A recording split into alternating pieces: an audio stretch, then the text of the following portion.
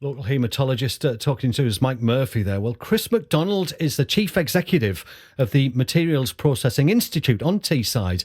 And earlier this year, Chris actually contracted COVID-19 and he's taken part in plasma trials. He joins us this morning. Morning, Chris. Good morning, Neil. Thanks for asking me on this morning. You're very welcome. How are you? I've got to ask you, first of all, how are things now?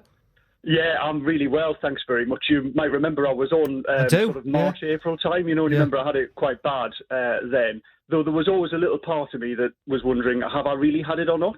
Because I heard you talking to Mike earlier and you said, not everybody knows because you don't know if you've had the test. Yeah. But then as a result of participating in the plasma trial, they've confirmed that I did have it because I've got the antibodies. God, when you heard that, were you surprised by it or far from it?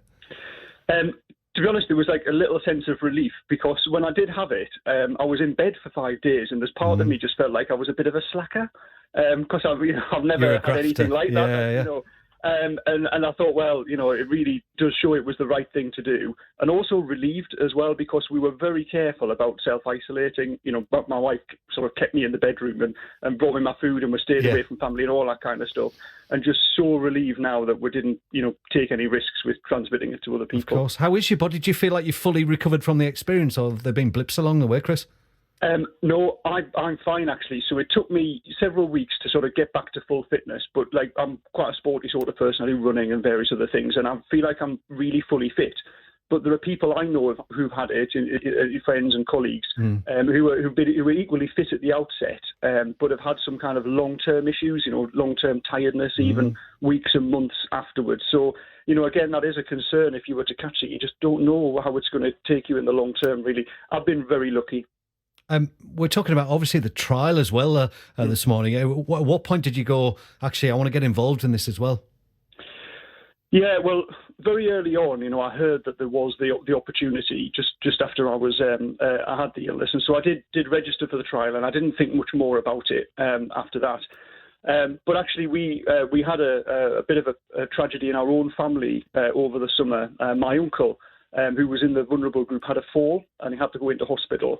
And he contracted COVID in hospital and sadly he passed away, didn't recover. Right.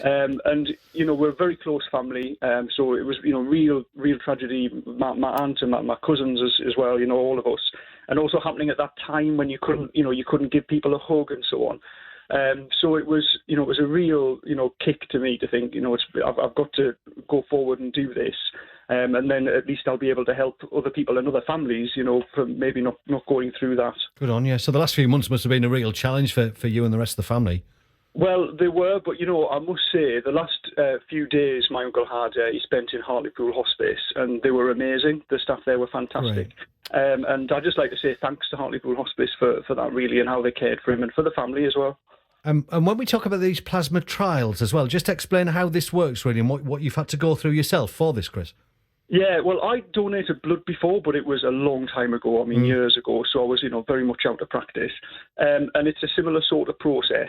So I went along to the Newcastle Donor Centre, they did some tests, and then a couple of weeks later, I went back and they hooked me up to one of these plasma machines.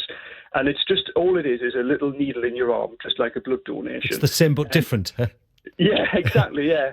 And to be honest, I think we all like to think we're quite brave, but I'm very flaky when it comes to needles, and I was really concerned. Is it like the footy results, look away now if you don't want to see the needle? Yeah. No, that's exactly right. So the guy was sort of putting the needle in, and I was looking across at the other side of the room, and the nurse came over and she said, "Are you all right? You look really worried."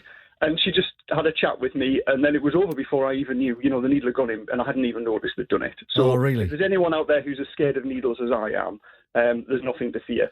And then they take your blood into this really fancy machine that's beside the chair. And I heard Mike, the consultant on earlier, was explaining how it works. And they separate it kind of on the fly.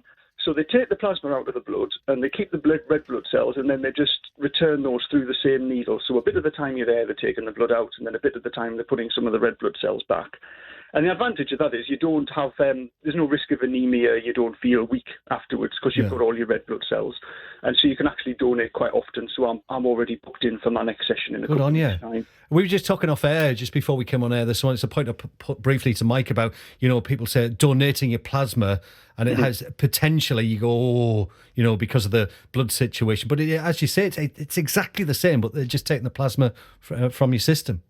Yeah, you're right, and I totally understand that anxiety. I was really anxious as well. I was really nervous about it because I'm working like a scientific organisation. We're developing new technology and all that all the time, but we're all just human.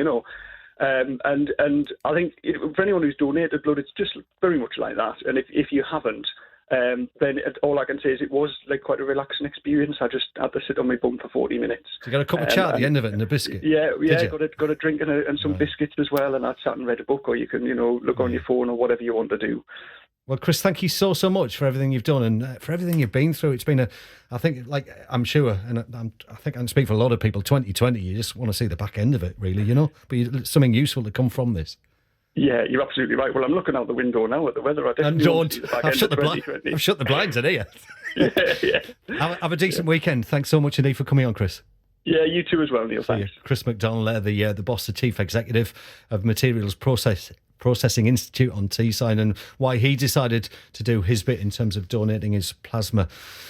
It's just gone 8:15. If you want to get involved in that as well, you can contact us here at BBC Radio Tees or 8000 85 95 95. We'll be able to pass your details on. Good luck. That is, of course, if you've had COVID-19, the really interesting.